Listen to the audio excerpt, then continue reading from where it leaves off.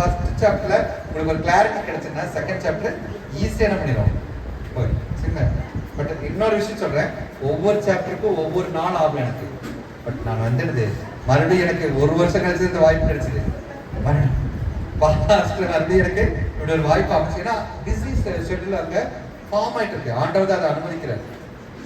பல்வேறு தரப்பட்ட மனிதர்கள், பல்வேறு இடத்துல இருந்து பல்வேறு அனுபவம் உள்ள மனிதர்கள் உங்களுக்கு வந்து என்ன பண்றாங்க, அவங்க அனுபவ ரீதியாகவும் ஆண்டவர்களை வழிநடத்துற விதத்திலையும் என்ன பண்றாங்க, உங்களுக்கு நிறைய போதனை வந்துருக்கு.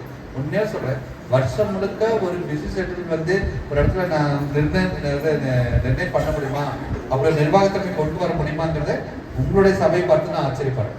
நான் பொய் சொல்றேன், நான் உண்மையை சொல்றேன். உங்களுடைய சபையை பார்த்து நான் ஆச்சரியப்படுறேன்.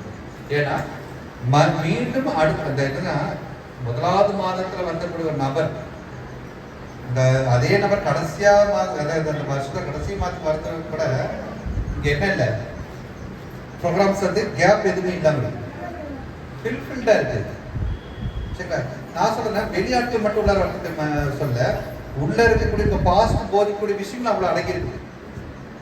சரிங்களா. வெளியாடுகளே உள்ள இருக்க, அப்புறம் அவரே இருந்தாலும் போதிக்கிறது அங்க ஒன்று இருக்குது இல்லையா. அப்ப அவர் போதிக்கக்கூடிய விஷயம் நிறைய இருக்குது.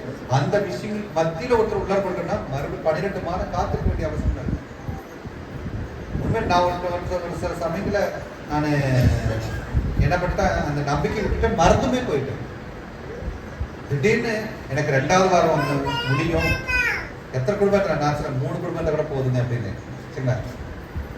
நீங்க இந்த அளவுக்கு வந்து என்னது பண்றீங்கன்னா 2வது வாரம் பண்ணிக்கலாமாங்கிறப்ப 2வது வாரம் என்னது, எனக்கு ஒரு சைக்காலஜி கிளாஸ் இந்த வாரம் சனிக்கிழமை நான் சைக்காலஜி கிளாஸ் கொடுக்கணும். சரிங்களா. எனக்கு அங்கே ப்ரோக்ராம். சரிங்களா. நான் என்ன தவிர்க்கவே முடியாது. ஏன்னா 12 மாதங்கள் கழிச்சு நான் வந்துடுது நம்பிக்கை விட்டு போன ஒரு காரியம், மறந்து போன காரியம். சரிங்களா. ஆனா உள்ளான மனசுல சரி நமக்கு ஒரு வாய்ப்பு இருந்தா பரவாயில்லையே. அந்த சபைக்குள்ள ஏன்னா நான் போற எல்லா சபைகளும் குடும்பத்தை, அதாவது பிரசங்கம் பண்றது வேறு, ஆசீர்வாதத்தை குறித்து பிரசங்கம் பண்றது வேறு. பட் இந்த குடும்ப அமைப்பு அமைக்கிறது வேறு. இதுக்காக தான் தேவன் அழைத்தார். அழைத்த நோக்கம் இது. சரிங்களா. அதுக்கு வந்து ஒரு இன்ட்ரோடக்ஷன்ஸ் தான், ஒரு முன்னறி கொடுப்பதற்காக தான் நான் ஒரு பிரசங்கமா உணர வரேன். சரிங்களா. ஆனா மெயின் சாப்டர் இதுதான் என்னுடைய பொது வரும் முக்கியமான ஒரு பொறுப்பு. இதுதான் குடும்பத்தை கட்டமைக்கிறது தான். அது இந்த சபையில் எனக்கு கிடைக்காம போயிடுச்சு அப்படிங்கிற வேதனை எனக்கு உண்டு. சரிங்களா. அந்த வேதனை இந்த வருஷம் முடிவுக்குள்ளாரியே நம்ம கிட்ட இல்ல. இந்த நீ தொடங்கின இடத்துல நீ ஒரு குறைவு இல்லாம நான் உன்னை முடிச்சு கட்டின ஆண்டவர் தான் எனக்கு இது. அதுவும் 2வது வாரம், இதுவும் 2வது வாரம். அல்லேலூயா, அல்லேலூயா. யாருக்கு கிடைக்கும் இந்த பாக்கியம்? யோசிச்சு பாருங்க, யாருக்கு இந்த பாக்கியம்? அதுவும் 2வது வாரம் தான். 2வது சனிக்கிழமை வச்சு இதுவும் அதே 2வது சனிக்கிழமை. ஆண்டவர் 2வது சனிக்கிழமை ரொம்ப என்னது பயன்படுத்துறாரு. முதலாவது மாதத்தையும் கையில கொடுக்கிறாரு, 12வது மாதத்தையும் கையில கொடுக்கிறாரு. தொடக்கத்தையும் அவர் தான் என்ன பண்றாரு, ஆசீர்வதிக்கிறார். முடிவையும் அவர் தான் ஆசீர்வதிக்கிறார். அல்லேலூயா.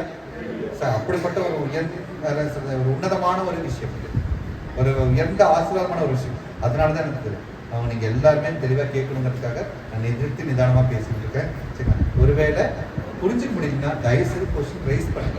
சரிங்களா. கொஸ்டின் ரைஸ் பண்ணாம இருந்தா நான் என்னது கிளாஸ்ல பாடனத்துக்கு நடத்தி போற மாதிரி ஆயிடும். சரிங்களா. சரி. 2வது தேவன் அழைத்த குடும்பம்னு ஒண்ணு இருக்கு. சரிங்களா. அந்த அழைத்த குடும்பம் என்னங்கிறதுன்னா, தேவன் உருவாக்கின ஒரு அமைப்புல இருந்துதான் ஒரு குடும்பத்தை என்ன பண்றாரு, அழைக்கிறார். நல்லா கவனிச்சுக்கணும். தேவன் உருவாக்கின குடும்பங்களில் இருந்தால் தேவன் ஒரு குடும்பத்தை மட்டும் தனியா அழைக்கிறார். சரிங்களா. அந்த தனியா அழைக்கிற குடும்பத்தை எந்த விதிமுறைப்படி அழைக்கிறார்கள் ரொம்ப முக்கியம். இது என்னன்னா, ஆண்டவருக்காக தன்னை முழுமையாக அர்ப்பணித்த குடும்பங்களுக்கு இது பொருள். ஆண்டவருக்கு என்று முழுமையாக தன்னை அர்ப்பணித்த குடும்பங்களுக்கு இது பொருள். அர்ப்பணிப்புல ஊழியம் பண்றவங்க மட்டும் சொல்றேன். ஏன்னா ஆபிரகாமும் சார்பா ஊழியம் பண்ணிட்டு இருந்தவங்க இல்லை, புரியுதுங்களா.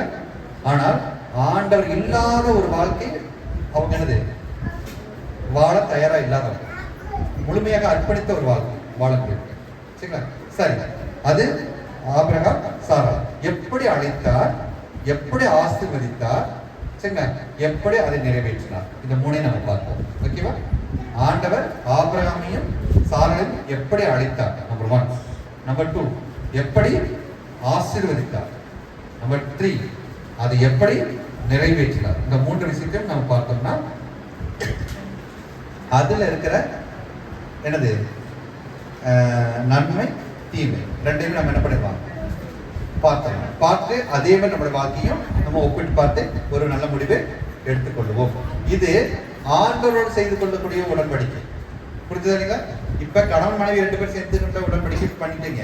இது அடுத்தது ஆண்டவரோடு செய்து கொள்ளக்கூடிய உடன்படிக்கை. சரிங்களா? அதற்கு நாம் எப்படி ஆயத்தமாக பார்ப்போம். சரிங்களா? எடுத்துக்கொள்ளுங்கள். ஆதியாகமம் 12ஆம் அதிகாரம்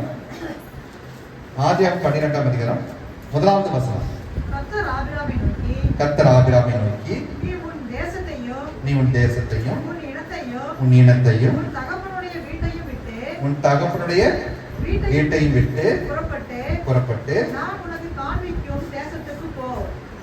ஆண்டவர் எப்படி அழைக்கிறாரு? நம்பர் 1, நீ என்ன பண்ணு, உன் தேசத்தை விட்டுட்டு வெளியே வா. சரிங்களா? நம்பர் 2, உன் இனத்தை விட்டுட்டு வெளியே வந்து. 3வது, உன் தகப்பனை வீட்டை விட்டுட்டு வெளியே வந்து. 4வது, நான் உனக்கு காண்பிக்கிற தேசத்துக்கு போ. சொன்ன 4 நிபந்தனைகளை கொடுக்கிறார். 4 நிபந்தனை இந்த கட்டளைகளாவே கொடுக்கிறார். சரிங்களா? அந்த கட்டளைகளை கொடுத்துட்டு என்ன செய்யறாரு பாருங்க, இந்த கட்டளை நீ சரியா ஃபாலோ பண்ணினா நான் உனக்கு ஆசீர்வாதத்தை கொடுக்குறேன். சரிங்களா? 2வது வசனம் படிங்க.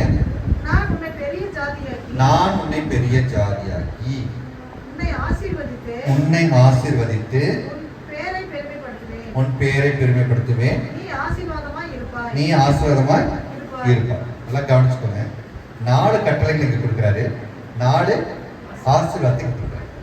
Equal ratio. எங்கேயாச்சும் 4 கட்டளை கொடுத்து ஒரு ஆசீர்வாதத்தை கொடுத்தாரா? இல்லை. அல்லது ஒரு கட்டளை கொடுத்து 4 ஆசீர்வாதம் கொடுக்கிறாரா? இல்லை. அவர் கட்டளைகள் எத்தனையோ அவருடைய ஆசீர்வாதமும் அத்தனையாவே இருக்கு. ஈக்குவல் ரேஷியோ கொடுக்கிறார். சரிங்களா? இப்ப ஆபிரகாமை அழைக்கும் பொழுது ஆபிரகாமுக்கு பிள்ளை இருந்ததா இல்லையா? இருந்ததா இல்லையா? இல்ல. அப்படின்னா இல்லையா? ஆபிரகாமுக்கு பிள்ளை இல்ல. அப்ப அழைக்கிறப்ப ஃபர்ஸ்ட் ஆசீர்வாதம் என்ன? உன்னை பெரிய ஜாதி. அப்ப என்னது? நிறைய பிள்ளைங்களுக்கு என்ன இருக்க அப்பா உன்கிட்ட என்ன இல்லையோ அது இங்க கிடைச்சிடும். உன்கிட்ட என்ன இல்லையோ அது இங்க கிடைச்சிடும். பெரிய ஜாதியா. 2வது என்னது? நீ எல்லாத்தையும் விட்டுட்டு வர்றப்ப ஐயோ நம்ம என்னது நம்ம கையில ஒண்ணுமே இல்லைன்னு நினைக்காது. நான் உன்னை ஆசீர்வதித்துன்னு சொல்றாரு. அப்ப நீ என்ன வேலை செஞ்சாலும் அதனால உனக்கு என்னது? ஆசீர்வாதம் உனக்கு கிடைக்கும். நீ எந்த வேலை செஞ்சாலும் உனக்கு இருந்தது அதுல உனக்கு பலன் கிடைச்சிடும்.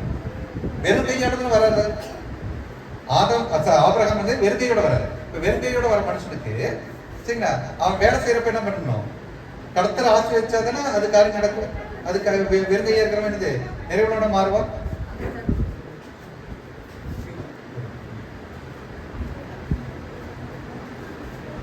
சரிங்களா? அப்ப 2வது பாருங்க, நீ வெறுங்கையா வரலன்னு சொல்லிட்டு நீ என்ன பண்ணாத, கவலைப்பட்டு உட்காந்து. சரி, கவலைப்பட்டு உட்காந்துட்டு இருக்க. சரிங்களா? நீ என்ன வேலை செஞ்சா சரி அது உனக்கு ஒரு ஆசீர்வாதம் கிடைக்கும். சரிங்களா? அடுத்து பாருங்க, உன் பேரை பெருமைப்படுத்து. அவன் கிடைக்கிறான் பெருமை வெறும் வைக்க. அவன் கிடைக்கிறான் பிள்ளை இல்லாதவன். அப்படிலாம் யாரும் சொல்ல மாட்டாங்க. கவலைப்படாத. உன் பேர் என்ன பண்ணுவேன்? நான் பெருமையை பேசுவேன். அது மட்டும் இல்லை, நீ வெறும் கையோட வர உனக்கு ஒரு தேசத்தையே கொடுப்பேன். அப்படி சொல்றாரு இல்லைங்களா? ஒரு தேசத்துக்கு நீ உன் தேசத்தை விட்டு வெளிவர நான் உனக்கு ஒரு தேசத்தையே கையில கொடுப்பேன். பட் 4 இழப்புகளையும் என்ன பண்றீங்க? 4 ஆசீர்வாதமா நிறைவாக்குறேன். சரிங்களா? நாம தானே இல்லையா? அப்ப 4 கட்டளைகள் கொடுக்குற, 4 ஆசீர்வாதத்தை கொடுக்குறேன். சரி, ஆபிரகாம் வாழ்க்கையில நான் இப்போ ஒரு கேள்வி கேட்கிறேன். ஆபிரகாம் வாழ்க்கையில இது நிறைவேறியதா இல்லையா? நிறைவேறியது உண்மைதான். சரிங்களா? அதுக்கு ஒரு நல்ல உதாரணம் எடுத்துக்கலாமா? ஆதியாகமம் 17வது அதிகாரம் 4, 5, 6. நான் உன்னோட பண்ணுகிற என்னோட உடன்படிக்கை என்னவென்றால் என்ன சொல்றாரு? தகப்பனாவாய். சரியா? மறுபடியும் என்ன பண்றாரு? அதை ஃபில்ஃபில் பண்றாரு. 2வது பேர் இப்ப என்ன? இது பேர் மாத்திரம் இருக்குங்க. ஆபிரகாம் பேரை ஆபிரகாம்னு விசுவாசத்துக்கு தகப்பன பேரையே பெருமைப்படுத்துறாரு. பேரை பெருமைப்படுத்திட்டாருங்களா? அடுத்தது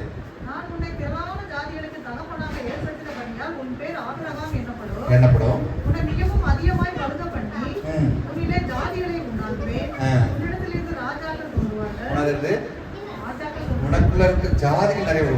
என்னது குரூப் ஆஃப் கம்யூனிட்டி சரிங்களா நிறைய உருவாக்கும். அதில் என்ன பண்ணுவாங்க, ராஜாக்கள் எழுப்பிடுவாங்க சரிங்களா. என்னவா இருப்ப நீ வெறும் கையோட வர சரியா, நான் பேரை பெருமைப்படுத்துறேன், திரளான ஜாதிகளை தாக்குனாக்குறேன், அந்த ஜாதிகள் இருந்து ராஜாக்கள் எல்லாம் எழுப்பிடுவாங்க சரிங்களா. லாஸ்டா பாருங்க, உனக்கு பின்வரும் உன் சந்ததிக்கும் நான் தேவனா இருக்கும்படி எனக்கும் உனக்கும் உனக்கு பின் தலைமுறை தலைமுறையாக வரும் உன் சந்ததிக்கும் நடுவே என் உடன்படிக்கையை நித்திய உடன்படிக்கை என்னவா மாத்திர நித்திய உடன்படிக்கை ஸ்தாபிப்பேன். வாழ்க்கை முழுக்க இவனோட வாழ்க்கை முழுக்க மட்டும் இல்ல, சந்ததி சந்ததியா சந்ததி சந்ததியா இருந்து இவர் மட்டும்தான் தேவனா இருக்கக்கூடிய ஒரு நித்திய உடன்படிக்கை ஏற்பட. நீ ஆசீர்வாதமா இருப்பாய். நாலாவது நடந்துருச்சா, நாடு ஆசீர்வாதத்தை நாடுமே இங்க நிறைவேறிச்சா இல்லைங்களா.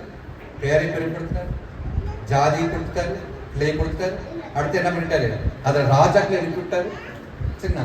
ஆசீர்வாதமா இருப்பாய்ங்கிறதுக்கு நித்திய உடன்படிக்கையும் கிரியேட் பண்ணி உடன்படிக்கை அக்ரிமெண்ட் போட்டோம்னா அது உடைக்க முடியுமா? ரெண்டு பேரும் ப்ராப்பர் அக்ரிமெண்ட், அதான் கவர்னன்ட் சொல்லுவாங்க. உடன்படிக்கை யாராலையும் உடைக்க முடியாது சரிங்களா. ஒரு நித்திய உடன்படிக்கை ஏற்படுத்தி வச்சுட்டார், ஆசீர்வாதமாக இருப்பார். அதனாலதான் இன்னைக்கு நாம யாரோட பிள்ளைன்னு சொல்றோம், ஆபிரகாமின் சந்ததி, ஆபிரகாம் பிள்ளைகள் இன்னைக்கு நாமும் சொல்லிக்கிறோம். ஆமாதான் இல்லையா.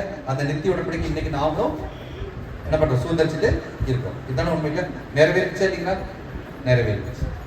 அப்ப ஆண்டவர் கட்டளை கொடுத்தார், ஆபிரகாமுக்கு கட்டளை கொடுத்தார், ஆசீர்வாதத்தை கொடுத்தார், அந்த ஆசீர்வாதத்தையும் நிறைவேற்றி முடித்து விட்டார். இதுல ஏதாவது சந்தேகம் இருக்குதா? சந்தேகம் இருக்குதுங்களா? இல்லதானே? எனக்கு சந்தேகம் வந்துருச்சு, எனக்கு சந்தேகம் வந்துருச்சு. தெரியும் ஏதோ பேசுகிறார், இதை குறுக்க கொஞ்சம் பேசுகிறார் அப்படின்னு சொல்லிட்டு சரிங்களா. எனக்கு என்ன சந்தேகம்னா, ஆண்டவர் ஆபிரகாமை அழைக்கும் பொழுது பிள்ளை இல்லாத இருந்தால் அதனால கூப்பிடும்பொழுதே இது அவனை பெரிய ஜாதி ஆக்குவேன் அப்படின்னு சொல்லி அழைத்தாங்க. அப்படிதான் இல்லைங்களா. எனக்கு சந்தேகம், வெறும் கையோட தான் வர, நீ என்ன பண்ற, நீ நிறைவான ஆசீர்வாதத்தில் இருப்ப, உன்னுடைய எதிர்காலத்தை பற்றி நீ கவலைப்பட வேண்டாம், உனக்கு ஒரு தேசம் இருக்குதுன்னு சொல்லிட்டாரு. இதெல்லாம் பாருங்க, இந்த ஆதாமுக்கு என்னென்ன ஆசீர்வாதம் அது இங்க இருக்கும். நீ பூமியை கீழ்படுத்துவேன், பூமியை சுதந்திரிச்சு கொள்வேன், ஆண்டு கொள்வேன், இதெல்லாமே இங்கே அடங்கும். ராஜாக்கள் ஆண்டு கொள்ளக்கூடிய தன்மை உள்ளவர்கள், அங்க ஆண்டு கொள்வாய் இருக்குதா பாருங்க. முதலாவது கொடுத்த ஆசீர்வாதமும் இரண்டாவது கொடுத்த ஆசீர்வாதம் ஒரே மாதிரி தான் இருக்கும் சரி. வார்த்தையில வேற வேற படத்துல இருக்கும், பட் மெயின் கண்டென்ட் ஒரே மாதிரி தான் இருக்கும். புரியுதுங்களா? சரி, இப்ப நான் என்னன்னா, ஆண்டவர் கட்டளை கொடுத்தார், ஆண்டவர் அந்த கட்டளை கொடுத்த ஆசீர்வாதத்தை கொடுத்தார், அதை நிறைவேற்றி முடித்து விட்டார். ஆனா எனக்கு என்ன சந்தேகம்னா, ஆண்டவர் அவன்கிட்ட என்னெல்லாம் இல்ல என்னெல்லாம் விட்டுருவானோ அதெல்லாம் கொடுக்குறேன்னு சொல்லிட்டாரு இல்லையா. அப்ப சொன்ன ஆண்டவர் அழைக்கும் பொழுது ஆபிரகாமுக்கு வயது என்ன என்னோட கேள்வி தான்.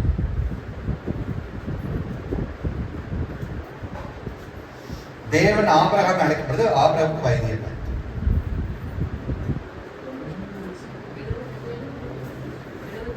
எழுபத்தி 5. ஆண்டவர் இத்தனை ஆசீர்வாதங்களும் கொடுத்தது எத்தனை வயசு? 100 தான் கொடுக்குறாரு. இடையில இஸ்மாயில் பிறந்தெல்லாம் ஆண்டவர் கொடுக்கல, ஆண்டவர் கொடுத்ததை பேச்சு. ஆண்டவர் கொடுக்குறேன்னு சொன்னது 75வது வயதுல கொடுக்குறேன்னு சொன்னார். ஆனா கொடுத்தது எப்ப? 100 வயதுல கொடுத்தார் சரிங்களா. என்ற கேள்வி, ஏன் இந்த ஆண்டவர் தாமதம் செய்கிறார்?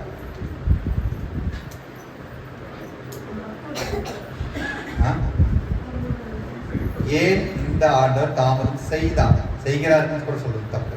ஏன் செய்தார்?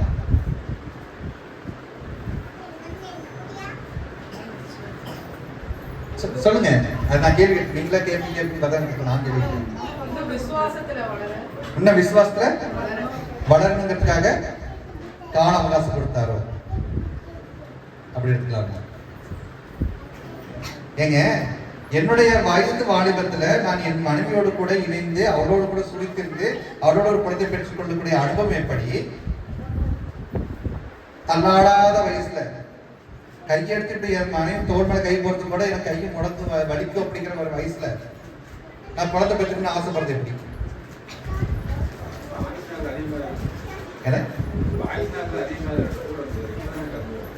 புரியல.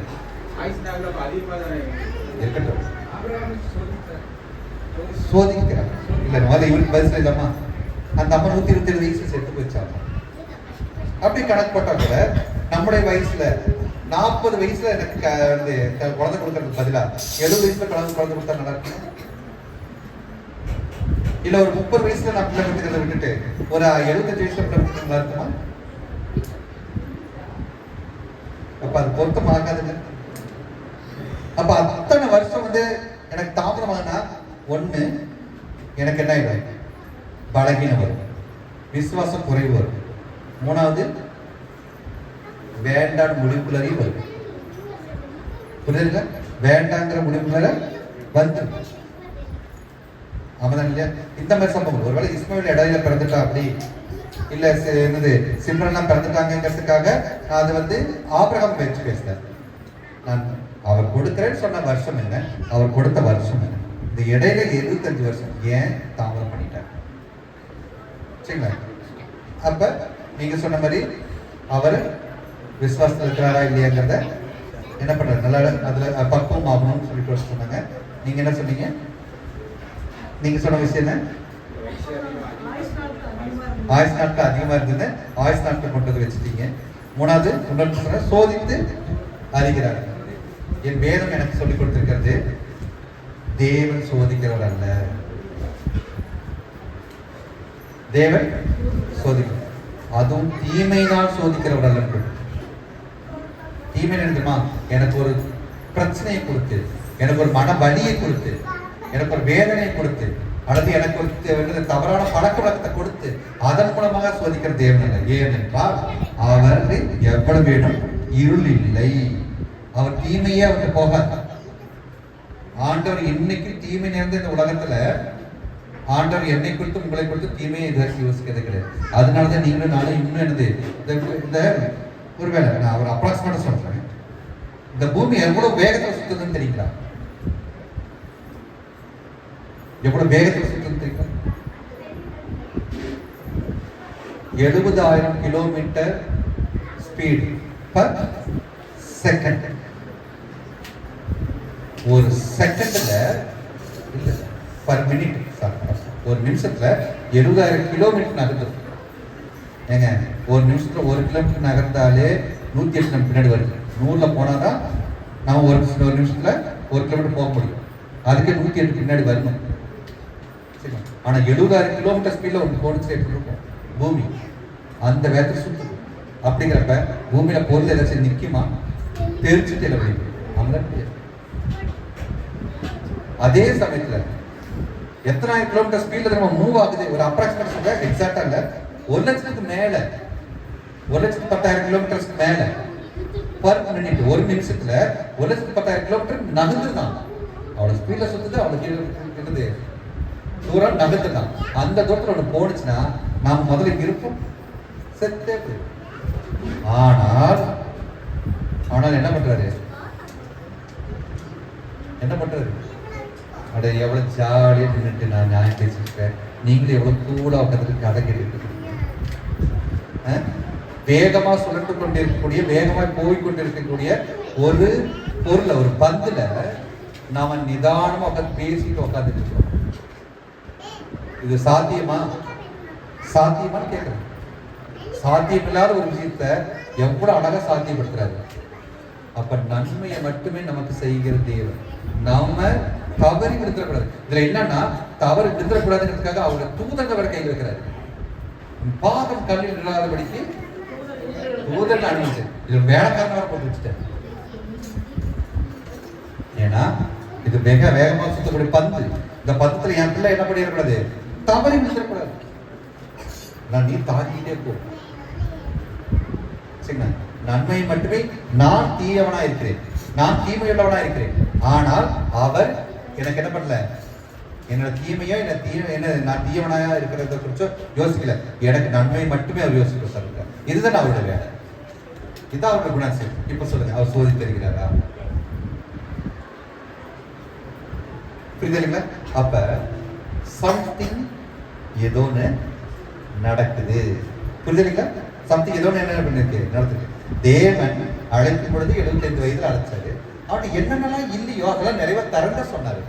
தரேன்னு சொன்னதை 25 வருஷம் என்ன பண்றாரு, தாமதம் பண்ணி கொடுக்கிறாரு. சரிங்களா? என்னச்சு இது? பேட்டரி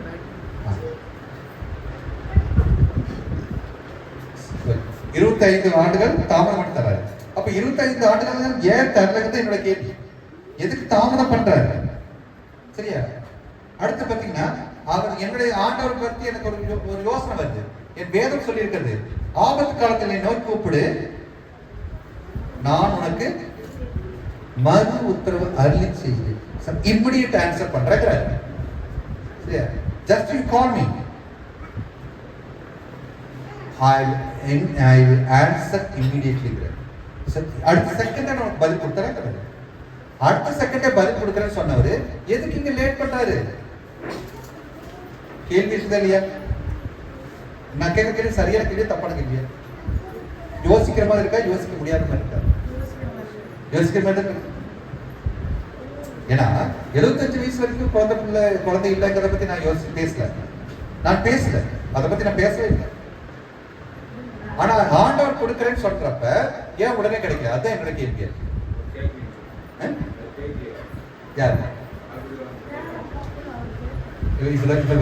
கேள்வி கேட்ட புதையல் வெளிவருது.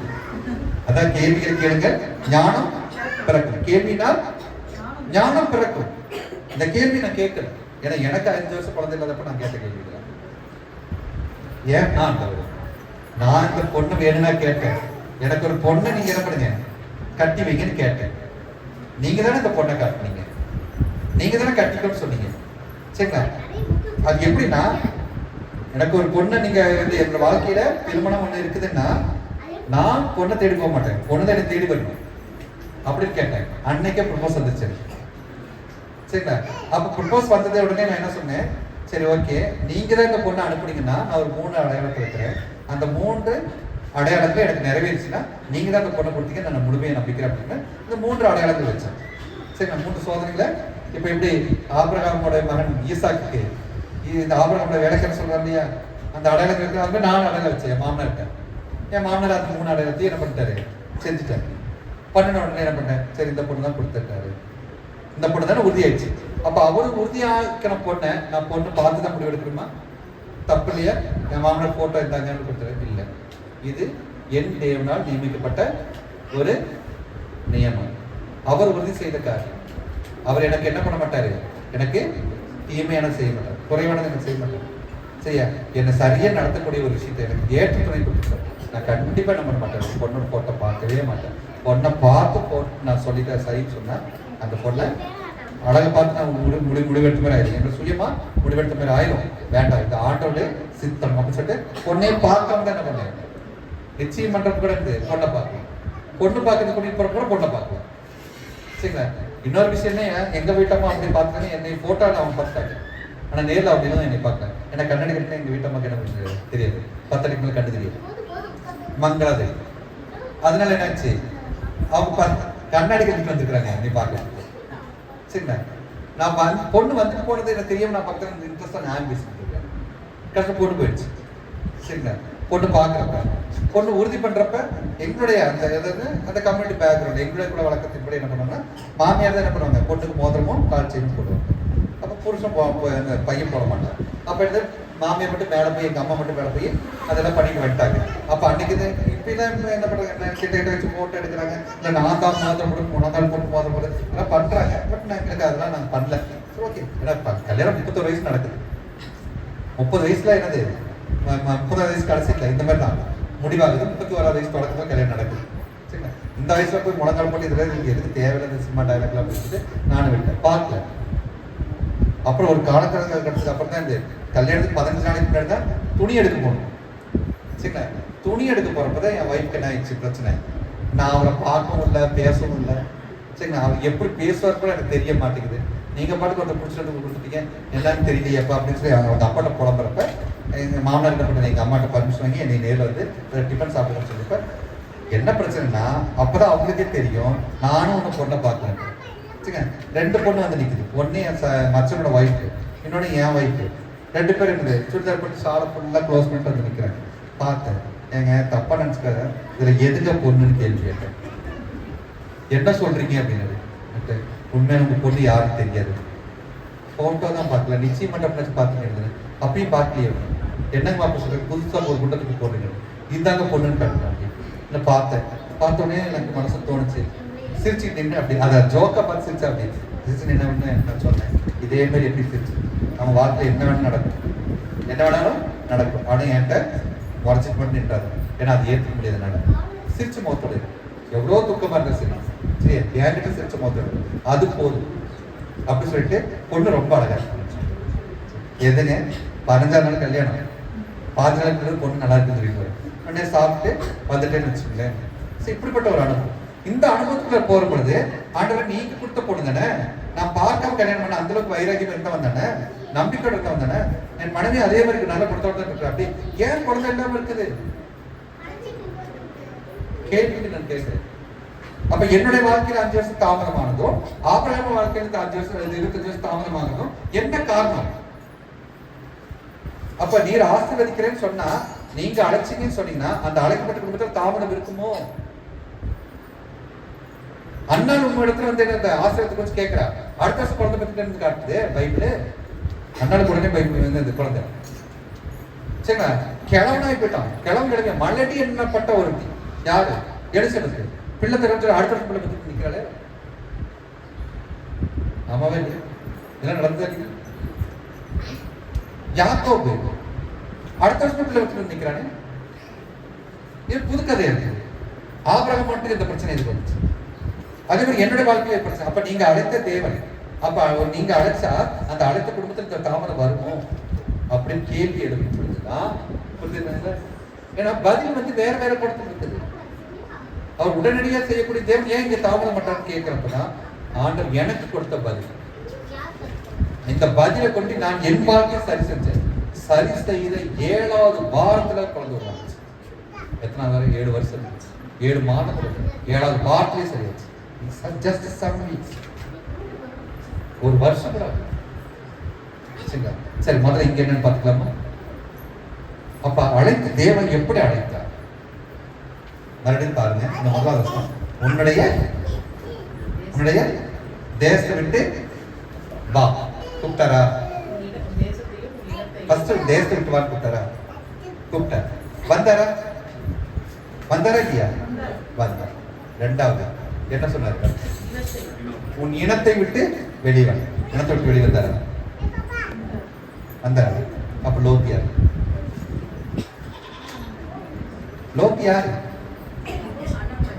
எது கூட்டிட்டு வந்தார்? இனத்தான் தானே. அவர் என்ன சொன்னார்? உன் இனத்தை விட்டு வார்த்தைன்னு சொன்னார். அவனுடைய இனத்தார் தானே. அண்ணன் மகன் யாரு? அவருடைய இனத்தான். எது கூட்டிட்டு வந்த கையோட இதோட சேர் போட்டு சேர் மேல சொல்லுங்க. அது நல்லது. சேர்ல ஒரு புரியுதுங்களா? 2வது முதல் கண்டிஷன்ஸ் ஃபாலோ பண்ணிட்டாரு. முதல் கண்டிஷன்ஸ் ஃபாலோ பண்ணிட்டாரு. பட் செகண்ட் கண்டிஷன்ஸ் என்ன பண்ணிட்டாரு? ஃபாலோ பண்ண மிஸ் பண்றாரு. 3வது உன்னுடைய தகப்பன் விட்டு வா. வேலைக்காரங்க விட்டு வராரு.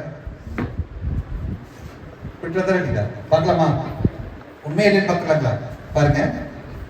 4வது வசனம். கர்த்தர் ஆபிரகாமுக்கு சொன்னபடியே அவன் புறப்பட்டு போனான், லோத்தும் அவனோட கூட போனான். அவன் இனத்தான் கூட போனான். அது மட்டும் இல்ல, ஆபிரகாம் ஆரனை விட்டு புறப்பட்ட போது 75 வயதுள்ளவனா இருந்தான். சரிங்களா? ஆபிரகாம் தன் மனைவியாகிய சாராயையும் தன் சகோதர குமாரனாகிய லோத்தையும் தாங்கள் சம்பாதித்திருந்த தங்கள் சம்பத் எல்லாவற்றையும், அவன் சம்பாதிச்ச எல்லாத்தையும் வெறும் பையனா வான்னு கூப்பிட்டா இவன் என்ன பண்றான்? நான் வெறும் பையனை போய் எப்படி வாழ்றது? எல்லாத்தையும் சொல்றேன்ல, எப்ப நீ ஒண்ணு கவலைப்படாத, நான் உன்னை ஆசீர்வதித்துங்கிறாரு. நீ எதை தொட்டாலும் ஆசீர்வாதமா இருப்பேன்னு சொல்றாரு. ஆமா தானே? எதை தொட்டாலும் நீ ஆசீர்வாதமா இருப்ப. நீ எந்த வேலை செஞ்சாலும் ஆசீர்வாதமா இருப்ப. அப்ப உனக்கு எந்த வித குறைவு இல்லாத நான் பார்த்துக்கிறேன்னு சொன்னாரு இல்ல. ஆனா அதை முழுமை ஏற்றுக்கொண்டானா இல்லையா? ஏற்றுக்கல பாருங்க. அப்படியே சம்பத்தை சகோதரத்தை எல்லாத்தையும் கொண்டு வந்தது இல்லாம 6ஆம் சகோதரத்தை ஜனங்களையும் கூட்டிக் கொண்டு வரான். தகப்பன் வீட்டுல இருக்கக்கூடிய ஜனங்களை எல்லாத்தையும் என்ன பண்றான்? கையோட பிடிச்சிட்டு போறான். ஆனா ஆண்டவர் கூட்டம் எப்படி? வெறுமையா வா. நீ வெறுமையா வரும் பொழுது நான் எல்லாவற்றையும் நிறைவேற்றறேன்னு சொல்றேன். ஆனா இவன் என்ன பண்றான், வெளியே வந்ததோட மட்டும்தான் அவன் வந்து கீழ்ப்படுத்துது, மற்ற இந்த 2 காரியத்தையும் கீழ்ப்படல. அது மட்டும் இல்ல, 4வது நான் உனக்கு காண்பிக்க தேசத்துக்கு போன்னு சொன்னாரு. அப்படியே கீழே வாங்க ஆபிராம் 6வது வசனம் பாருங்க. ஆபிராம் அந்த தேசத்தை சுற்றி திரிந்து சீகேம் என்னும் இடத்துக்கு சமீபமான மோரே என்னும் சமபூமி மட்டும் வந்தான். இந்த மோரேங்கிற ஒரு பிளேஸ்ல வந்துட்டான். அது எங்கன்னா காராரூங்கிற பக்கத்துல இருக்கு. 2 பக்கம் இருக்கு. மோரேங்கிற பகுதியும் காராரூங்கிற பக்கத்துல இருக்கு. நீங்க மேப்ல போய் பாத்தீங்கன்னா இருக்கு. அந்த மோரேங்கிற பகுதிக்கு வந்தா அக்காலத்திலே கானானியர் அத்தேசத்தில் இருந்தார்கள். கர்த்தர் ஆபிரகாமுக்கு தரிசனமாகி உன் சந்ததிக்கு இந்த தேசத்தை கொடுப்பேன் என்றார். அப்பொழுது அவன் தனக்கு தரிசனமான கர்த்தருக்கு அங்கே ஒரு பலிபீடத்தை கட்டினார்.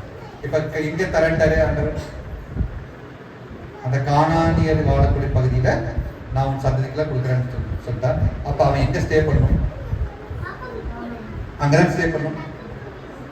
மோரேக்கர் பகுதி தான் ஸ்டே பண்ணணும். பதிலுக்கு என்ன பண்றான்னு பாருங்க. பின்பு அவன் அவ்விடம் விட்டு பெயர்ந்து பெத்தேலு கிழக்கே இருக்கு மலைக்கு போயிட்டான். இப்ப என்ன பண்ணிட்டான், ஆண்டவர் காண்பிக்க தேசத்துல போய் உட்கார்ந்துட்டு வேற ஒரு ஏரியாக்குள்ள போறான். சரிங்களா? அந்த மட்டும் இல்லாம வெத்த தனக்கு மேற்கையாகவும் கிழக்காகவும் இருக்கக்கூடாதுன்னு பட்டு அங்கே கருத்துக்கு ஒரு பலிபீடத்தை என் போற பக்கம் இருக்கு. இது ஆண்டவர் போய் எல்லாருக்கும் பலிபீடத்தை ஆரம்பிச்சான். ஆண்டவர் காண்பித்த தேசத்துல பலிபீடத்தை கட்டுறது எப்படி, இவன் ஆசைப்பட்ட தேசம் பலிபீடத்தை கட்டுறது எப்படி? அப்படின்னு இருக்கு. ஆண்டவர் காண்பித்த பெண்ணை கல்யாணம் பண்றது எப்படி, இவன் பார்த்த பிள்ளையெல்லாம் விரும்பி கல்யாணம் பண்ணிக்கிறது எப்படி? நல்லா இருக்கா? பொருத்தமா இருக்கா? நான் கேட்கிற கேள்வி பொருத்தமா இருக்கு. ஆண்டவர் காண்பித்த பெண்ணை திருமணம் செய்வது எப்படி, அல்லது இவன் பார்த்து நேசித்த பொண்ணை கல்யாணம் திருமணம் பண்ணிக்கிறது? ஆண்டவர் ஆசீர்வாதம் அவருக்கு நாம் ஆசீர்வாதம் அடையலாம். என்ன பண்றது? அங்க போறாங்க. அங்கிருந்து மறுபடியும் என்ன பண்ற, சும்மா இருக்க மாட்டேங்கிறாரு. சரிங்களா? அதன் பின் 9வது சொல்லுங்க.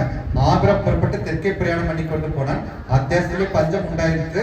தேசத்திலே பஞ்சம் பொழுதாயிருந்தபடியில் ஆபிரகாம் எகிப்து தேசத்துக்கு தந்து. சும்மாவா இருக்கிற நீ வா, உனக்கு ஒரு தேசத்தை காட்டுற, நீ அந்த தேசத்தை வந்து என்ன பண்ணி சுதந்திரிச்சுக்கோ, நீ அங்க பெரிய ஜாதி ஆயிக்கோ, உன்னுடைய ஜனங்க எல்லாத்தையும் என்ன பண்ண அடிமைப்படுத்தணும்னு சொன்னா, நான் இல்ல, நான் இவ்வளவு தெளிவா கூட்டிட்டு வந்தாலுமே நான் ஒரு பரதேசி, நான் தாழ்ந்து நான் பச்சை படக்கு போயிட்டே தான் இருப்பேன். புரிதலுக்கு ஒரே ஒரு விஷயம், அவர் வெளியே வந்தது மட்டும்தான் உண்மை இருந்துச்சு, மற்ற விஷயத்துல எதுவுமே உண்மை இல்லை. சரியா சொல்றேன், கேட்டுக்கோங்க. ஆண்டவர் 4 கட்டளைகளை கொடுத்தார், 4 ஆசீர்வாதம். இதுவும் 100% கொடுத்து கடைபிடிக்கணும், இதையும் 100% பெற்றுக் கொடுக்கணும். சரிங்களா? அதனால சொன்னேன், ஒரு பக்கம் என்னது, ஒரு கட்டளை கொடுத்து 4 ஆசீர்வாதம் கொடுக்கல, இல்ல 4 கட்டளை கொடுத்து ஒரு ஆசீர்வாதம் கொடுக்கல. இது ஈக்குவல் ரேஷியோ. அந்த ஈக்குவல் ரேஷியோவை சரியா நம்ம பயன்படுத்தினா மட்டும்தான் என்ன நடக்கும், உடனடியாக அந்த ஆசீர்வாதம் நிறைவேறும். இப்ப புரிஞ்சு போச்சுங்களா? இப்ப ஆபிரகாம் பண்ண தப்பு என்னன்னு புரிஞ்சு போச்சுங்களா? அப்ப ஆபிரகாம் 4 கட்டளைகளை பெற்றுக்கொண்டு 1 மட்டும் கடைபிடிச்சுதான், மற்ற 3 கடைபிடிக்க. 3 கடைபிடிக்காதனால அந்த 1 கடைபிடிச்சது அர்த்தம் ஆயிடாது. ஏன்னா பவுல் அழகா சொல்றாரு, 10 கட்டளைகள் கொடுக்கப்பட்டிருக்க, 7 கடைபிடித்து 3 கடைபிடிக்காவிட்டால் அந்த 7ம் கடைபிடிக்கவில்லை என்று அர்த்தம் ஆகிவிடும். அது பொருள் நான் சொல்றேன். வசனங்கள் இப்படி இருக்க, ஆண்டவங்களுக்கு 10 கட்டளைகளை கொடுத்திருக்க, நீங்கள் 7 கடைபிடித்து விட்டீர்கள், 3 கடைபிடிக்கவில்லை. அதனால 3 மட்டும் நீங்க என்ன பண்ணல, 3 கட்டளை மட்டும் கடைபிடிக்கல லிஸ்ட் அப்படி வந்துடாது. 7ம் கடைபிடிக்கவில்லை என்ற 10மே கரெக்டா என்னது கடைபிடிக்க. ஆண்டவர் பார்வையில 100%. another பரிசுத்தத்தில் மகா பரிசுத்தம் உள்ளது. உன்னுடைய விசுவாசம் கடுகளவு இருந்தாலும் பரவாயில்லை, பலாப்பழ சைஸ்ல இருக்கணும் அவசியம் இல்லை, கடுகளவு இருந்தாலும் பரவாயில்ல. அது பெரிய காரியத்தை சாதிக்கணும். அந்த கடுகு அளவு விதை, இந்த கடுகு விதையில ஒரு பழுதும் இல்லாத விசுவாசம் இருக்கிறது. அந்த விதை இல்ல, புரியுதா? கடுகு விதை அளவு போட்டுக்கிறேன், கடுகளவு, கடுகளவு, ஓகே, கடுகளவு. அந்த கடுகளவுல அதுல ஒரு சின்ன என்னது பழுது இருக்கிறாரு. நடக்குமா? அப்படி கேள்வி கூட எழுதியிருக்கிறார். அப்படி கேட்டாவே உங்களுக்கு என்ன ஆகாது, காரியம் வாய்க்க. அப்ப 100% விசுவாசம், சிறிய காரியமா இருந்தாலும் சரி, பெரிய காரியமா இருந்தாலும் சரி. சரிங்களா? ஆண்டவர் பார்வை அப்படிப்பட்டது. அதான் சொல்றது, மகா பரிசுத்தம் உள்ளவர், சம்பூர்ண குணமுடையவர். அவர் பல இரக்கத்தில் ஐஸ்வர்யம் உள்ளவர், அன்பின் சம்பூர்ண குணமுடையவர். அன்புல சம்பூர்ண தன்மை இருக்கு. அதான் சொல்றது, ஒருவரையும் கடிந்து கொள்ளாதவரும் என்னது யாவற்றையும் சம்பூர்ணமாய் கொடுக்கிறவரும். சம்பூர்ணமாய் கொடுக்கிறவர். தேவன் ராஜ்யத்தின் நீதி மட்டும் தேடு, எப்படி கிடைக்கும்? கூட சம்பூர்ணமாய் கிடைக்கும். அப்படிப்பட்ட ஒரு தேவன் நம்மகிட்ட எதிர்பார்க்கிறது எப்படிதான் இருக்கும்? அப்படிதான் இருக்கும். இந்த உலகத்தை பரிசுத்தமாய் வாழ்வது அரிதான காரியம். அப்படி நம்ம ரிஸ்க் எடுக்கணுங்கிறது கூட கவலைப்படாதீங்க. டீச்சிங் எப்படி வரும் பாருங்க. பொய் சொல்லாம வாழ முடியுமா? இப்படி கேள்வி. பொய் சொல்லாதிருப்பாயாக நாங்க தெளிவா சொல்லிடுச்சு. இங்க நம்ம பொய் சொல்லாம வாழ முடியுமா? சந்தர்ப்ப சூழ்நிலை பொய் சொல்லுவது நியாயத்தான் சொல்லிட்டு என்ன பண்ணிருக்காரு? அதாவது நன்மை பயக்குமாயும் பொய்யுரைத்தல் சரின்னு திருவள்ளுவரே சொல்லிட்டாரு. இனிமே திருவள்ளுவர் வந்து தேவனுக்கு அப்பா மாதிரி பேசிட்டு இருப்பாங்க. தேவனை படைச்சா தேவனை இருக்கிறாருன்னு திருவள்ளுவர் எடுத்துப்பாங்க. திருவள்ளுவரே சொல்லிட்டாரு. சரியா? நியாயமான காரியத்துக்கு நன்மை பயக்குமாயும் பொய்யுரைத்தல் நல்லது என்றும் பொய்யுரைத்தல்ங்கிற ஒரு என்னது அதிகாரத்தை தெளிவா போட்டுக்கிறாரு. பாருங்களேன், தேவன் சொன்னாரு பொய் சொல்லாதிருப்பாங்க. நீ என்ன பண்ற? விபச்சாரம் செய்யாதிருப்பாங்க தேவன் சொல்றாரு. உடனே என்ன பண்ணிட்டா? ஒரு ஆணும் ஒரு பெண்ணு என்னது தவறான சம்யோகமா இருக்கிறதுக்கு விபச்சாரம் நினைச்சிட்டு போயிட்டான். இல்ல, கண்ணால பார்க்கறது, கண்ணால பார்க்கறது ஒண்ணு. அந்த கிளாரிட்டி இங்கதான் போய் பார்க்கணும். லேவியராம் போய் பார்க்கணும். பார்த்து போட்டுட்டு பாருங்க. படிக்க படிக்க உண்மையை சொல்றேங்க, எனக்கு என்னோட அனுபவத்துல கர்த்தர் எனக்கு கொடுத்த வாய்ப்பு. இப்ப 70வது முறை வந்து என்ன பண்ணிருக்கேன்? வேதத்தை படிக்கணும்.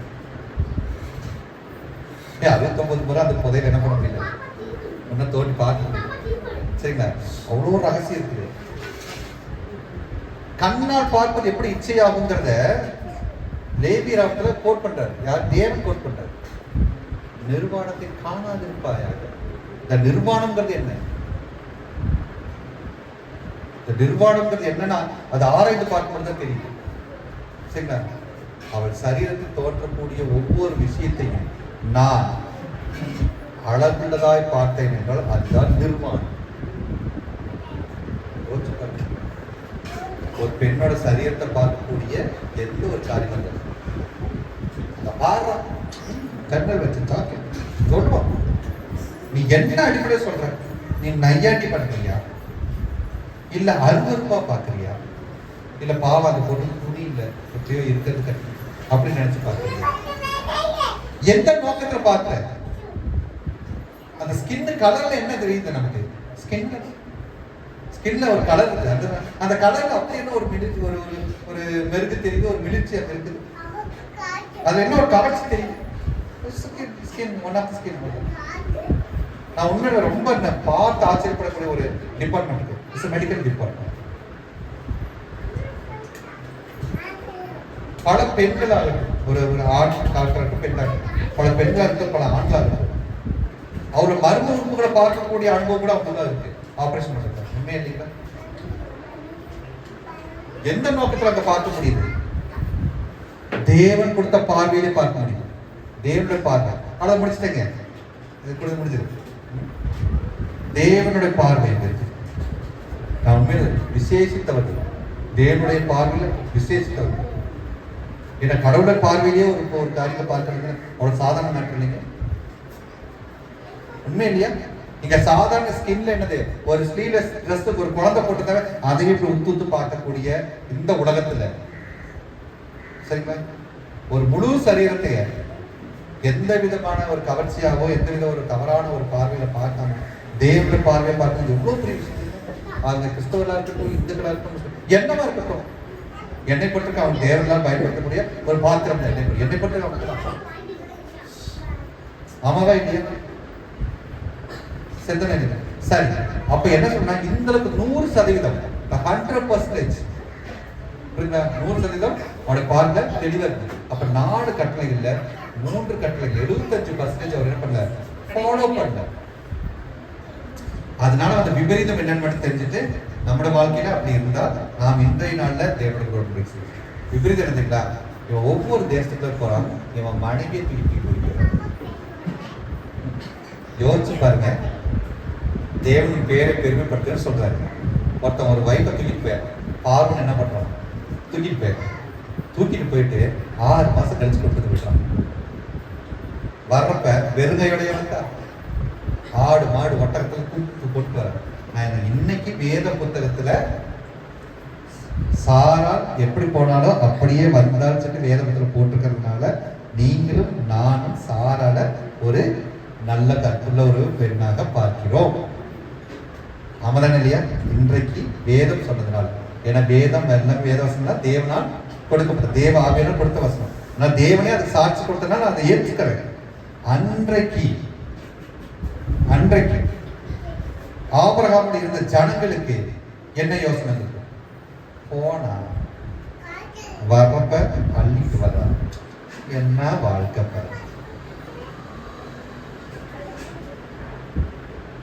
மெச்சிக்கிற மாதிரி இருந்திருக்கும். அவரோட மனைவிக்கு அவ்வளவு நல்ல பேராக இருந்திருக்கும். பிராக்டிகலா நம்ம ஃபீல் பண்ணுவோமே, உண்மையா இல்லையா? ரொம்ப நல்ல பேரோட அந்த பொண்ணு இருந்துச்சானே, என்ன பொழப்பு பொழைச்சிட்டு இருக்காரு. கிடைச்சா அப்படி ஒரு வாய்ப்பு கிடைக்குண்டா. பையன் வாய்ப்பை வச்சுட்டு 75 கிளம்பி வச்சுட்டே சம்பாதிக்கிறான்டா. இவ்வளோ அசிங்கமான பேர் திரும்ப வருது. சின்ன விஷயம் ஆண்டவர் முழுமையா நம்பி அந்த 3 விஷயத்துல சரிங்க, 3 விஷயத்தை கைவிட்டதுனால அவனுக்கு கிடைச்ச பரிசு இருக்குங்களா? இது ஆண்டவர் அனுமதிக்கல, இவனா போனதுனால அந்த பிரச்சனை. இவனை யார் எகிப்து போக சொன்னார்? ஆண்டவர் போக சொன்னார். எகிப்து ஜனங்கள் எப்படி இருப்பான்னு ஆண்டவர் தெரியுமா தெரியாதா? அதனால சொன்ன என்ன சொன்னாரு, இங்கே எது சொன்னாரா இல்லையா? என்ன பண்ணா கேட்டானா, போறான் தூக்கிட்டு போறான். அவமானமான பேர் தான். சரி போனானே கம்முன்னு தான் வந்துட்டா, வந்து வைஃபை பிடிச்சி வந்துட்டு பேச சொல்லிட்டு. நீங்க சரித்திரத்தின் பின்னணியில போய் பாத்தீங்கன்னா, அவன் பார்வன் என்ன பண்றான், ஐயோ இது இன்னொரு மனைவி தப்பா நம்ம பயன்படுத்த கூடாதுன்னு சொல்லிட்டு பயந்துட்டு என்ன பண்ணிடுறான், சாரால கூட அவன் பரிசு கொடுக்கல, அவன் பனிஷ்மெண்ட், அதெல்லாம் பனிஷ்மெண்ட் சார்ஜ் ஆகும். சரிங்களா? ஒரு பனிஷ்மெண்ட்டுக்காக அந்த பொருளை கொடுத்து அனுப்பிடுவான். சரி, கொடுக்குறப்ப இன்னொன்னு பண்றான், நான் உன் வீட்டு பெண் பிள்ளைய நான் எனக்கு அடிமையாக்க எடுத்து வந்துட்டேன் இல்லையா, அதனால என் வீட்டு பெண் பிள்ளை உனக்கு அடிமையா இருக்குன்னு சொல்லிட்டு ஆகார அனுப்பிடுவான். ஆகார் வேற யாரு இல்ல, பார்வனுடைய குமாரன். ஆகார் யாருங்க? பார்வனுடைய குமார். அவனுடைய பெண் பிள்ளை, இந்த பிள்ளைகள்ல அவர் பெண் பிள்ளை ரொம்ப அழகான பொண்ணு, சின்ன பொண்ணு. அவள் வரும்பொழுது 15 வயது. அவள் வரும்பொழுது எத்தனை வயசு? 15 வயசு. 15 வயசு பிள்ளைய அனுப்பிடுறோம். இந்த என் பிள்ளைய அடிமையை வச்சு, ஏன்னா உன் வீட்டு பெண் பிள்ளைய நான் என்ன பண்ணேன், அடிமையாக்க முயற்சி எடுத்தேன். என் வீட்டு பெண் பிள்ளைய நீ அடிமையாக்கி அனுப்பிடுறோம். சரி, அடிமை பண்ண கூட்டிட்டு வந்தால, நான் என்ன சொன்னா, உன்னுடைய மனைவியா இருக்கிறான்னு தெரிஞ்சோடனே அவன் நீதியா நடந்துட்டான்ல, அந்த பார்வன் நீதியா நடந்துட்டானா இல்லையா? நீ என்ன நினைக்கணும், அவனுடைய மகளை நீ உன்னுடைய மகளா தான் நினைக்கணும். உன் வயசுக்கும் அவன் வயசுக்கும் கம்பேர் பண்ணி பார்த்தா மகள் ஸ்தலம் தானே, மகள் கூட பேத்தி ஸ்தலம் தானே. இந்த பேத்தியா இருக்கக்கூடிய வயசுல இந்த இவர் என்ன பண்றாரு, வைஃபோட பேச்சை கேட்டுக்கிட்டு, இங்க வைஃப் அதான் சொல்றேன், இங்க மனைவி அங்க வேற பணத்துல இருக்கு, இங்க மனைவி இங்க வேற பணம், அங்க ஆண் தவறு செய்யறான், இங்க பெண் தவறு செய்யறான். அவன் உனக்கு இடக்க இந்த வயசாகி போயிட்டே இருக்கு, 85 வயசு ஆயிடுச்சுப்பா, இந்த அவங்க உங்களை நேர்ந்துட்டு இருக்காங்க, அந்த பொண்ணு பிடிக்கும், என்ன பண்ண கிடையாது. நான் என்ன சொன்னேன், பாலியல் ரீதியான துன்பத்தை அனுபவிக்கக்கூடிய ஒரு அனுபவத்தை கொடுக்கணும். யாரு? ஆபிரகாம். இன்னொன்னு சொல்லிட்டேன்னா, எப்படி இப்படி அக்கேட்டா சொல்றீங்க, இதோட வெது இது இது ஆபிரகாம் எடுத்து தப்பு செஞ்ச சாரால் தான் அந்த ஐடியா இருக்கிறது. அதனாலதான் சாரால் ஈசா கூட நன்மையை பார்க்காம சாரா, ஈசா கூட நன்மையை சாரா என்ன பண்ணல பார்க்கல. சரியா பாருங்க, ஒரு மருமகன் வர உன் வீட்டுக்கு என்னது, ஒரு சந்ததி வருங்க, உன் சந்ததி வரத்துக்காக நீ வேற ஒரு தப்பா பயன்படுத்தின, அதே உன் வீட்டுக்கு ஒரு சந்ததி கொடுக்கணும், அவ வரத்து நீ இருக்கு. புரியுதுங்களா?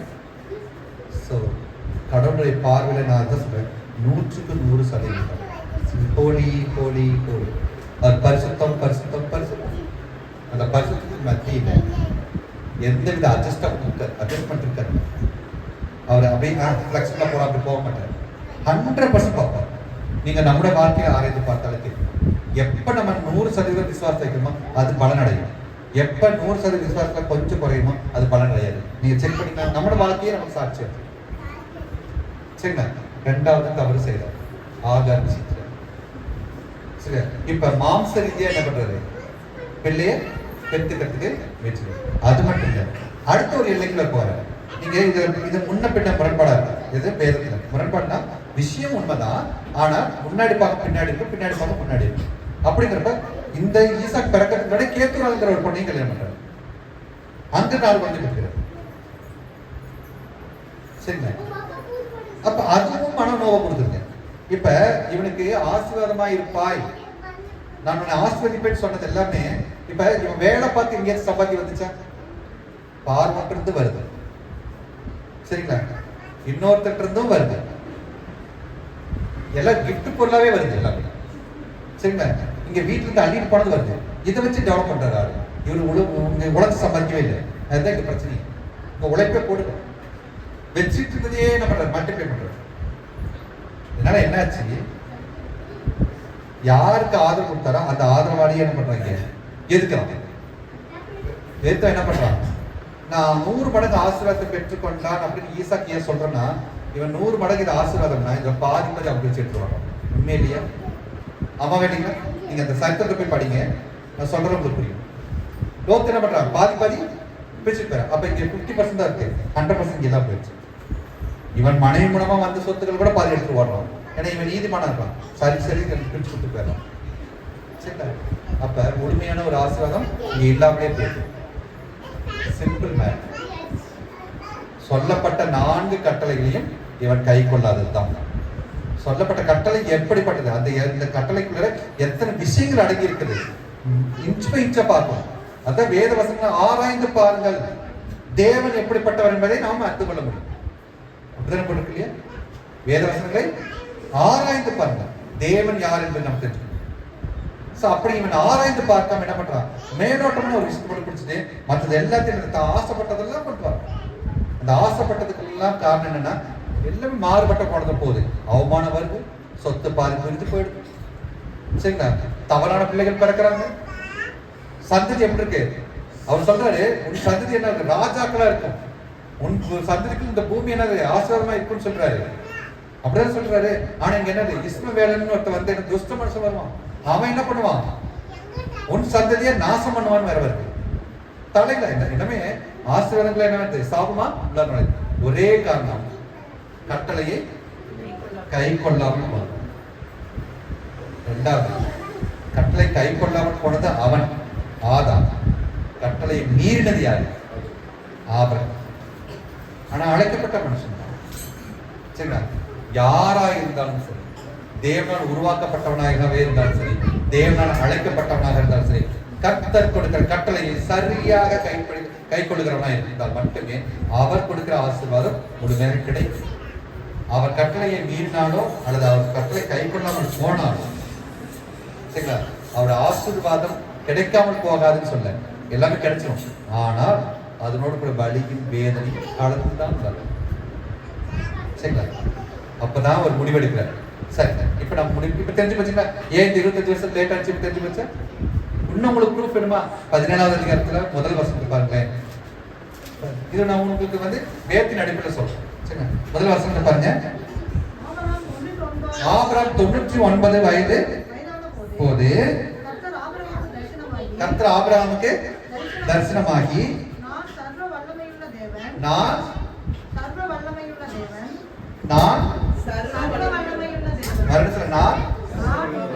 மனசுல வச்சுக்க, பதிவு பண்ணிக்கோங்க. I'm Almighty God. நான் சர்வ வல்லமையுள்ள தேவன். அடுத்து என்னவா இருந்திருக்காரு? உத்தமனாய். 99 வயசுல சொல்றாரு, நான் சர்வ வல்லமையுள்ள தேவன். I'm a holy of the holiest. சரிங்களா? I'm a perfect person. நீ எனக்கு முன்பதாக நடந்துகிட்டு உத்தமனா முதல்ல. அப்ப என்ன அர்த்தம்? 24 வருஷம் உத்தமனா இல்லைன்னு அர்த்தம். சரியா? கரெக்டா இல்லையா? நான் வேதத்தின் அடிப்படையில் ஒரு ப்ரூஃப். சரிங்களா? சொல்லிட்டு அதுக்கப்புறம் என்ன பண்றாரு, நீ எனக்கு முன்னாடி உத்தமனா இருந்தா நான் ஆசீர்வாதமாய் கொடுத்தது இப்ப என்ன மாத்துறேன், உடன்படிக்கையா மாத்துறேன். எப்படி உடன்படிக்கை பண்றாரு, நான் உனக்கும் எனக்கும் நடுவாக என் உடன்படிக்கையை ஏற்படுத்தி உன்னை மிகவும் தெல்லாய் பெறுகிறேன். அகைன் மறுபடியும் என்ன பண்றேன், இப்ப உடன்படிக்கை அசூரன்ஸ் கொடுக்குறாரு. நல்லா கவனிச்சுக்கோங்க, 75 வயசுல அவனால பிள்ளை பெற்றுக்கொள்ள முடியும். 99 வயசுல பிள்ளை பெற்றுக்கவே முடியாது. வேதம் சொல்லிருக்கு, சரீரம் செத்தவன் என்று எண்ணத்தவன் ஒருவனாலே நாடி நரம்புல செயல்படாம போகுது, எழுந்துச்சு நிக்க கூட முடியாது. அப்படிப்பட்ட ஒரு வயசுல குழந்தை பெற்றுக்க முடியுமா? முடியாது. ஆனா 75 வயசுல குழந்தை பெற்றுக்க முடியும். ஏன்னா 85 வயசுல குழந்தை பெற்றுக்கிறாங்க முடியும். அப்ப முடியுங்கிற விஷயத்துல எப்படி கூப்பிடுறாரு, முடியாதுங்கிற விஷயத்துல எப்படி கூப்பிடுறாரு கொஞ்சம் ஆராய்ந்து பார்த்தா தெரியும். அவனால பிள்ளை பெற்றுக்க முடியுங்கிற விஷயம் கூப்பிடுறப்ப ஜஸ்ட் கட்டளை மட்டும் கொடுக்குறாரு. தன்னை பத்தியான செல்ஃப் இன்ட்ரோடக்ஷன்ஸ் கொடுக்கறதே கிடையாது. அது போய் பாருங்க, அப்படி ஏதாச்சும் இருக்குதா? தன்னை பத்தி செல்ஃப் இன்ட்ரோடக்ஷன் கொடுக்கல. ஆனா இங்க பலகீனம், அதான் சொல்ற, நாள் தாமதம் ஆயிட்டு இருந்துச்சுன்னா எனக்குள்ள பலகீனம் வரும், எனக்குள்ள விசுவாசம் குறையும், நான் நம்பிக்கை இல்லாம போயிட்டு வேண்டான்னு முடிவெடுப்பேன். ஏன் தெரியுமா? எனக்கு ஒரு பலகீனம், எனக்கு இருக்க விசுவாச குறைவுனாலே நான் வேண்டாம் முடிவெடுக்கக்கூடிய சூழ்நிலை எனக்கு வரும். மன ரீதியா சொல்றேன். அந்த சூழ்நிலை இப்ப ஆபிரகாம் இருக்கிறாங்க. இப்ப வந்து ஆண்டவர் சொல்றேன், ஐ அம் ஆல்மைட்டி காட், உன்னால என்னால. ஹல்லேலூயா, ஹல்லேலூயா. ஆண்டவர் எவ்வளவு துல்லியமா செயல்படுறாரு பாருங்க, 100% துல்லியமா செயல்படுறாரு. நான் சர்வவல்லமை தேவன், என்னால முடியாது, அது எனக்கு தெரியும், பட் என்னால முடியும். அதனாலதான் என்ன பண்றேன், நான் உனக்கு ஆசீர்வாதம் கொடுக்கல, உடன்படிக்கை பண்ணிட்டேன். நான் எதை நான் வந்து உனக்கு ஆசீர்வாதம் கொடுத்தேன் அதை உடன்படிக்கையா செய்து நிச்சயமா கொடுத்துருவேன். நீ ஒன்னே ஒன்று மட்டும் பண்ண, உத்தமனா எனக்கு முன்பதாக நடந்து கொண்டு உன்னுடைய வாழ்க்கையில நடவடிக்கையில எல்லாவற்றிலும் உத்தமனா மட்டும் இருக்கு. உன் வாழ்க்கையில நீ உத்தமனா இருந்தா மட்டும். சரிங்களா? குழந்தை எப்ப பிறந்துச்சிங்க? 99 வயசுலயா? 17 வருஷம் பாருங்க. ஆபிரகாம் மங்குப்புற விழுந்து நகைத்து 100 வயதானவனுக்கு பிள்ளை பிறக்குமோன்னு சொல்லிட்டு என்ன பண்ற, சிரிச்சுக்கலாம். சரிங்களா? அடுத்த பக்கம் பாருங்க, எந்த இடத்துல போட்டு பாருங்க. ஆபிரகாமுக்கு எத்தனை வயசு குழந்தை பிறந்துச்சு? எத்தனை வயசு பையன்? சாட்சி எடுத்ததே இல்லைங்களா?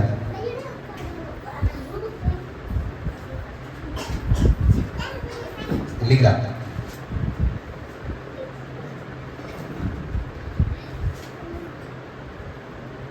சொல்லட்டுங்களா? 21வது அதிகாரம் பாருங்க, 5வது வசனம். தன் குமாரனாகிய ஈசாக்கு பிறந்த போது ஆபிரகாம் 100 வயதாயிருந்தான். 75ல கூப்பிட்டு 76ல குழந்தை இல்ல, பதிலுக்கு 99 சொல்லி 100 வயசுல.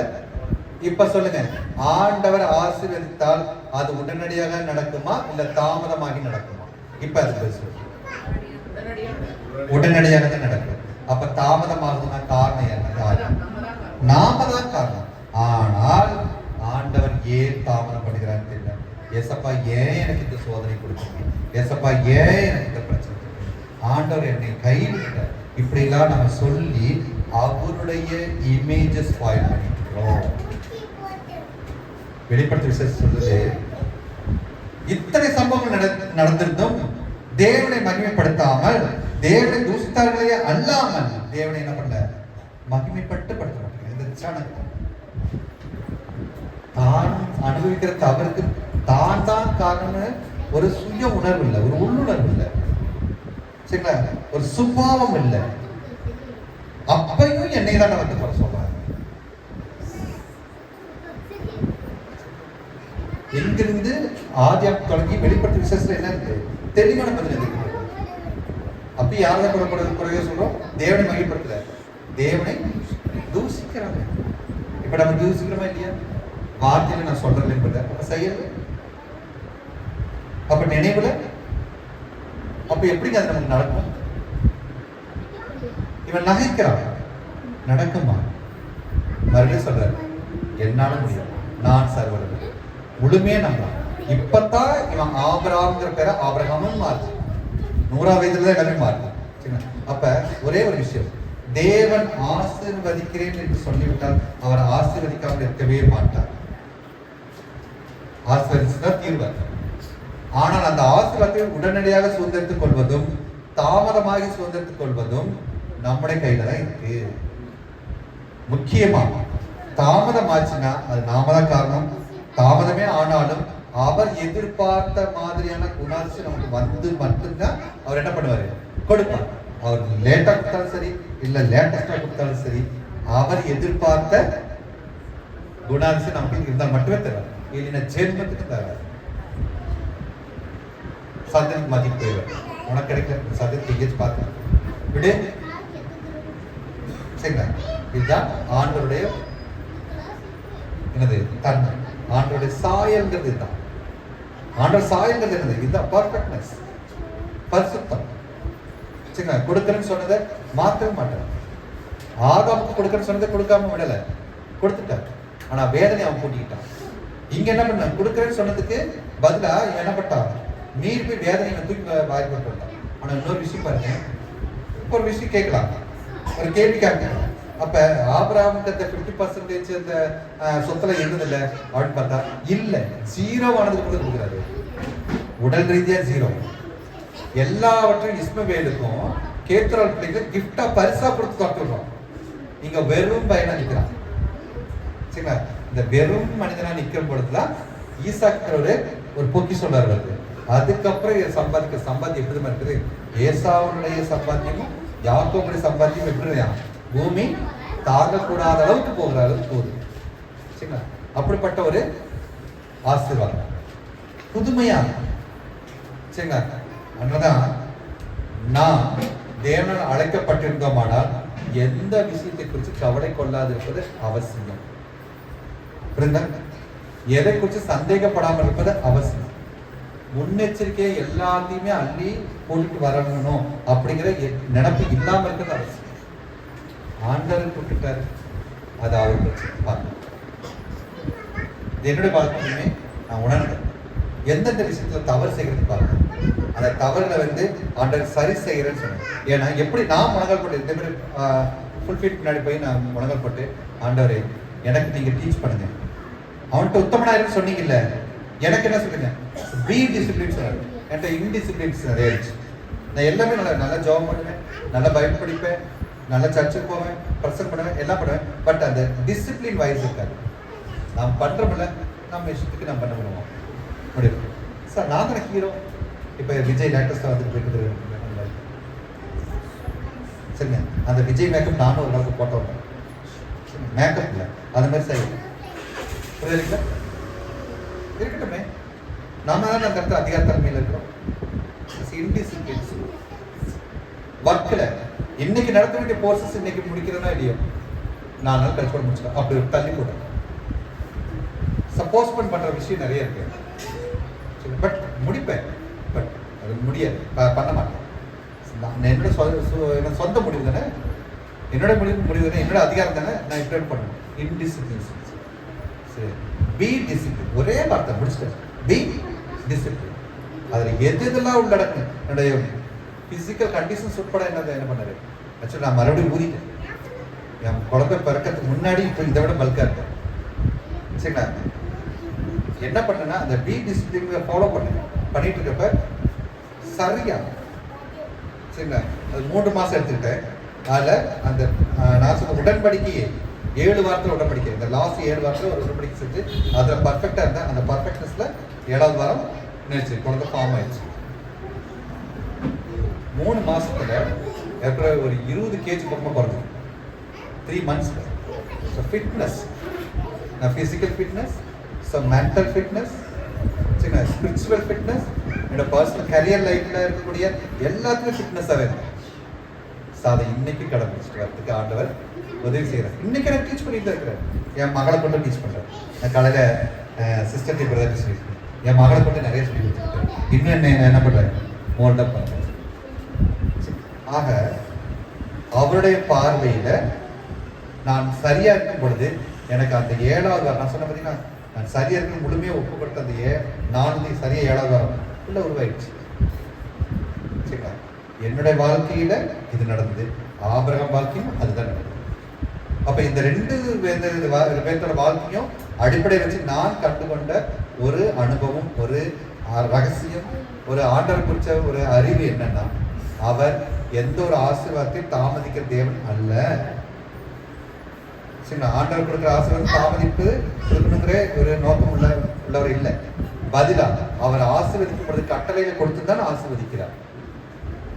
நாம் அந்த கட்டளையை சரியா கை கொண்டாமா இல்லையா, இதுதான் நம்ம ஆராய்ச்சி பார்க்கணும். நாம் அவருடைய கட்டளைகளை கை கொண்டால் அவர் கொடுக்கிற ஆசீர்வாதம் உடனே கிடைக்கும். கை கொள்ளாமல் விட்டாலோ மீறினாலோ அதுவே சாபமாக மாறும். நீங்க லேவியராகமத்துல பார்த்தீங்க, யாத்ராம் லேவியராகத்துல பார்த்தீங்கன்னா, இன்று நான் உனக்கு விதிக்கிற என் கற்பனைகளை கட்டளை கை கொள்வாயானால், இன்னைக்கு நான் உனக்கு கொடுக்குற ஒரு கட்டளை அதை நீ கை கொண்டா உனக்கு என்ன நடக்கும், அவ்வளோ ஆசீர்வாதம் இருக்கும். ஓகேவா?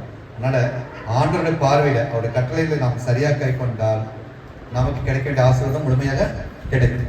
இது கணவன் மனைவி இருவரும் இணைந்து செயல்பட வேண்டியிருக்காரு. இதுல சாரால் செய்த தவறுகள் என்று அநேக பெண்கள் செய்யறாங்க. இப்ப சொல்லுங்க, IVF is right or wrong?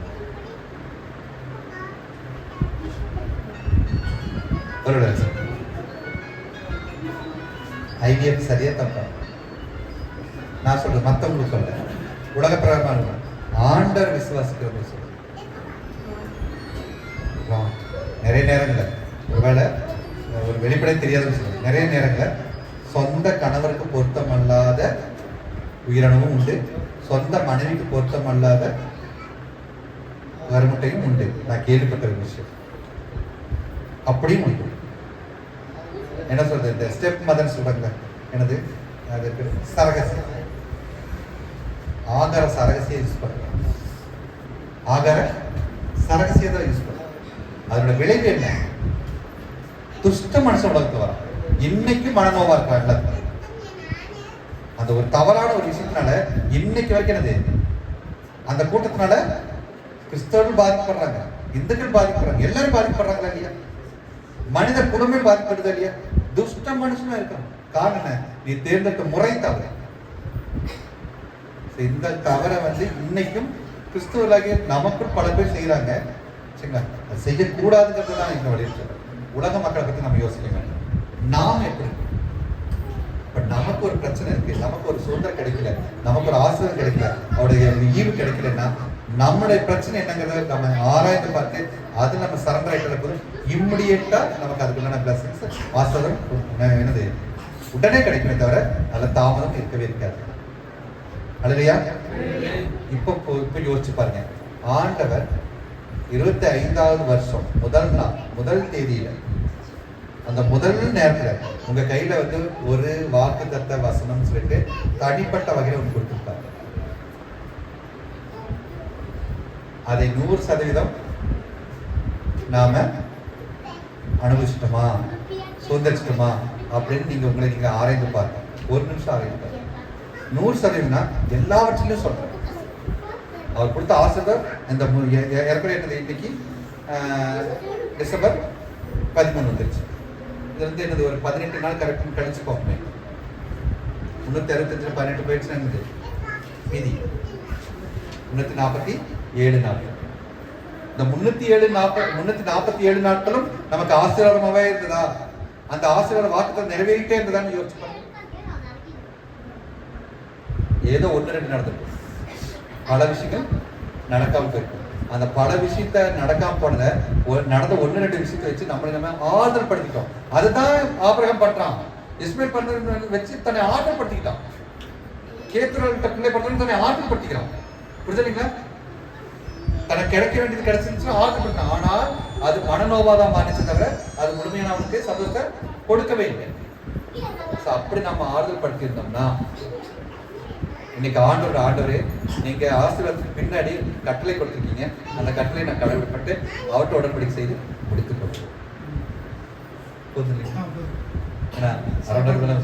சாப்பிட்டு ஓகே. மதிய செக்ஷன் எப்படி உங்களுடைய? ஓகே, உங்களுக்கு வேணுமா வேண்டாம்? ஒரு செக்ஷன் அதான் வேணுமா வேண்டாம்? ஐயா இல்ல, நீங்க தான் சொல்லணும். 2 சாப்டர் நீங்க பார்த்துக்கீங்க. 2 குடும்பத்தை பார்த்துருக்கீங்க. அப்போ 3வது குடும்பத்துல இருந்து இன்னொரு ரகசியம் இருக்குது. முதல் குடும்பத்துல ஒரு ரகசியத்தை தேர்ந்தெடுத்தீங்க, கணவன் மனைவிக்குள்ள எப்படி இருக்கணும்.